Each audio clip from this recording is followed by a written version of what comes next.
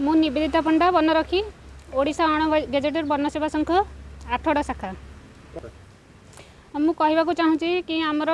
Dhenkanal वनखंड Hindol range अंतर्गत आमर जो भाई आमर मृत्युवरण कले शिकारी गुड़ी ना हूँ प्रहलाद प्रधान गत 23/5/2025 एक राति शिकारी गुड़ी मृत्युवरण कले से आमर संघ तरफ तीव्र निंदा कहीं जो परिस्थिति में मृत्यु है एवं तापर सरकार जो असहयोग एवं परिवार को उचित अनुकंपा प्रदान करा बर्तमान पर्यंत से आमर ओडिशा अण गेजेटेड वन सेवा संघ तरफ 25 तारीख में अनुगुल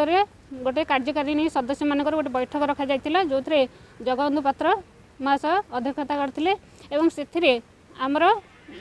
तांकर परिवार को सहयोग करने आमर 3टा दफा दाबी रखा जाइतिला सरकार निकट में जहाँकि प्रथम दाबी रखा जाइतिला जे आमर स्वर्गत प्रहलाद प्रधान का परिवार को 1 कोटी टंकार अनुकंपा राशि प्रदान सहित जो मैंने गुली करिसंती फास्ट ट्रैक कोर्ट रे तार विचार करा जाय उचित दंड विधान करा जाऊ एवं जो झील अच्छा नाबालिका झील तार भविष्य में तार पाठपढ़ा तथा बयस होगापर चाकरी व्यवस्था करा जाऊ। यह रहा आमर प्रथम दाबी। द्वितीय दाबी रही जे गोटे फॉरेस्ट कमिशन गठन करा जाऊ जो कमिशन आम डिपार्टमेंट जिते सब अव्यवस्था रही सुधार आमको सहयोग करेंगे। आउ तृतीय दाबी रही आमर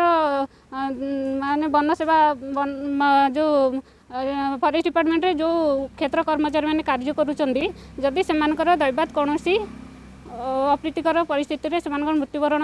घटला तेबे पुलिस मानक जेपरी आमर इंश्योरेंस सैलरी पैकेज से दि जाऊँगी सेहीपरी आमको सेहीपरी सैलरी पैकेज प्रदान करा जाऊ। यह आमर तृतीय दाबी रही किंतु वर्तमान पर्यंत आम गत 9 तारीख में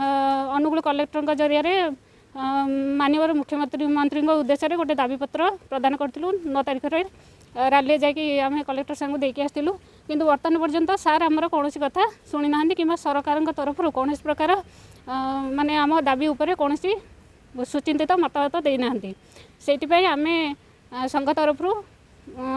आम ठीक करूँ कि आज आम कला बैच परिधान करूँ आउ डिपार्टमेंट जो सब ड्यूटी अच्छी जोड़ा आम जीवन प्रति विपद आणुची सेपरी ड्यूटी आम करूँ ना 15 ରୁ 21 पर्यंत आम यहीपरी कला बैच परिधान कर रही जदि सरकार तापर भी आम दाबी न शुणती कर्णपात न करती ताहले 22 तारीख आम समूह धारणा छुटे जीवु।